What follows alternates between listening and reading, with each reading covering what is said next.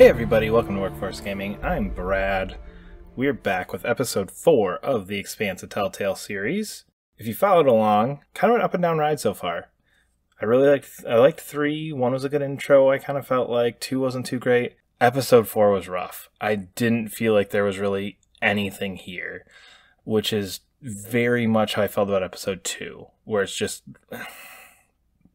we left Drummer in this place, and we've got to move her forward into another place. And we took a whole episode to do that, and it really didn't need to be this whole episode. So episode 4 is, again, it's more of the same that I think we're kind of starting to feel with this. I'm starting to feel the fatigue with it.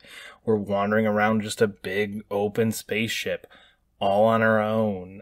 Much more linear this time. I feel like there was a very clear path. I don't think we really had any chance to deviate much off of the main area. You know, episode 1, you had some time to go talk to the crew. You had a little bit of that time as well in the other episodes. This is just point A to point B, and you're really just walking through this thing. I didn't really feel like I ever had the ability to kind of diverge and look at things. I thought I did once, and it actually turned out that I kind of skipped a spot, and it was the go get the lever for the door that I was supposed to go look at. And it's just, it very much just kind of felt like it's just funneling you down a tunnel this whole episode.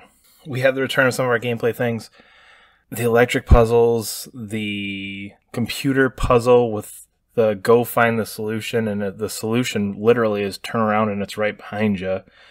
And just they almost color code it so it matches. It was really easy to quick and find. And it just, the puzzles aren't there. The puzzles were boring. We had another space battle in this, which again I thought was kind of exciting, just kind of the boop boop boop but hitting the buttons before, and just again this time just felt sluggish and slow, just like, all right, we need to throw something to put some buttons in here.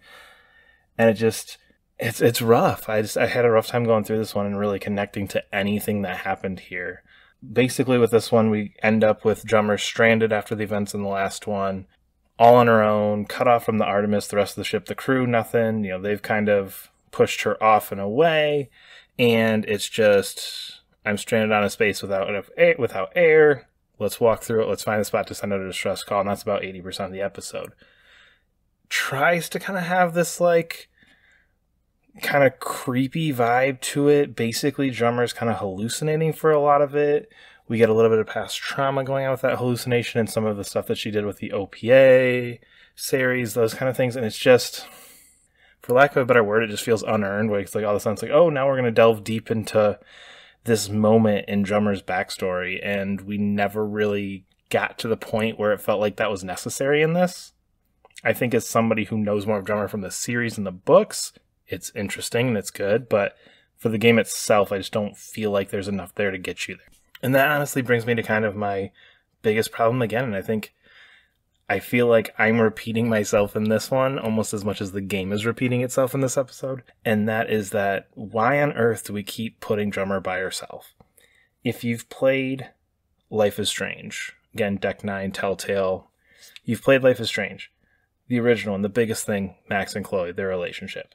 You've played True Colors, which Deck 9 did. The biggest thing is Alex and her relationship with all these different people in the town, and how these townspeople kind of influence her, and how their emotions play with it. And even if we go back to the original kind of big Telltale breakout with Walking Dead, the biggest thing as you go through that is Clem interacting with these characters and finding out how Clem deals with this, and how does what Clem do impact if these characters live or die. And this, with this, it's just Drummer floating through empty space again. If your strength of your game is in conversations and relationships, we got to stop putting the character by herself. And I think you can really feel that at the end, because the last 15% or so, we get Drummer back with some other characters, and I'm instantly more interested.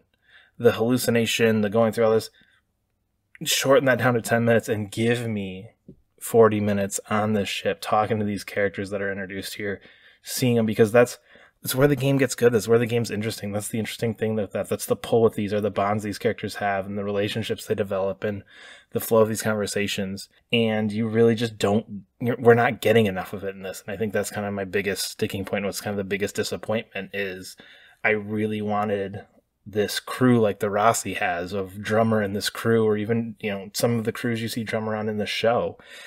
And we never get that. It's just Drummer by herself. Drummer betrayed by these people. Drummer jumping in with these people. And by the time we get to know these characters, we're on to the next one.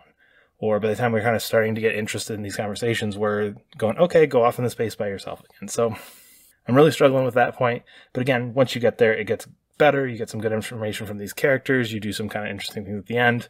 Again, I don't want to get into spoilers too much, but you meet a character at the end who is incredibly influential in the first season of The Expanse. And I'm curious, and I don't know if this is said anywhere, and maybe it is, but I'm curious how close this is going to end up butting up to the beginning of The Expanse, because this character in particular, with where they are, you know that we're getting close to a lot of the events that kick off The Expanse in terms of the proto-molecule and what this character in particular has connections to it. So I'm curious how close we're going to get there. Like, are we going to see some of those instigating events of the early Expanse, or are we going to cut before that? But that's kind of feels like what this is building to is almost that direct prequel into like, okay, and fade to black. Let's start episode 1 of the TV series. So see where that goes next time, because she will very clearly, with where this left off, have a role in episode 5. The last thing I want to point out about this one, and it's kind of come up a couple times as well, there's just no important choices. Again, really going back to The Walking Dead in particular, having those choices of like, do I fix this and potentially everyone lives, or do I do this and I know that these three people are going to live, but that person's going to die? Those are the choices that really defined early Telltale, or not early Telltale, but Telltale kind of in its heyday. And even in Life is Strange, Deck 9 stuff, those relationship decisions kind of impact, like, okay, how is this character going to feel about me? We had really no important choice this entire episode. You had dialogue options. None of them felt like they held any weight to what happened in this episode, though. And that's just kind of, again, it's just this disappointment I'm feeling with this, where it's just monotony almost. It's just this fatigue of it, where it's just, all right, again. And that kind of ultimately brings me to my last point here, which I'm starting to feel like the 2 weeks episode release schedule, which I was really excited for. I was really on board. I was like, this is the coolest idea ever. I love it. This is how these games need to be. I almost feel like we're doing this just because this game gets into such a, like, do it again. It's almost this monotony. So it's almost going like, well, if we threw this out as one 5 hour chunk, 5-6 hour chunk, you're really going to feel that as we go through, and spreading it out every 2 weeks, you kind of come back and you're like, all right, here we go. Let's do it again. And you're like, oh, another empty ship. Oh, drummer by herself again. Oh, no dialogue choices again this time.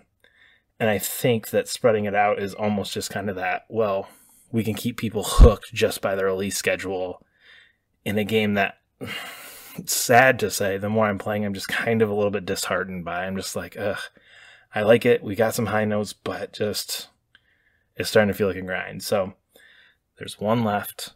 We're getting close to some things that might be bumping up against the original series. We're getting some interesting characters. I think there's a much more interesting kind of ending piece to this, where I'm curious what happens more than I've seen since probably episode 1, I think. Maybe episode 2. No, probably episode 1 had the best cliffhanger up until now. So hopefully we get something good with this.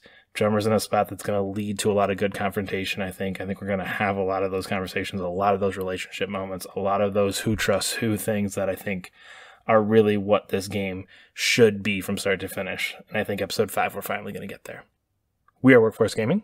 We try and get new episodes up every Monday. Subscribe to our channel. Leave a comment below. We'll be back with one more of these for episode 5.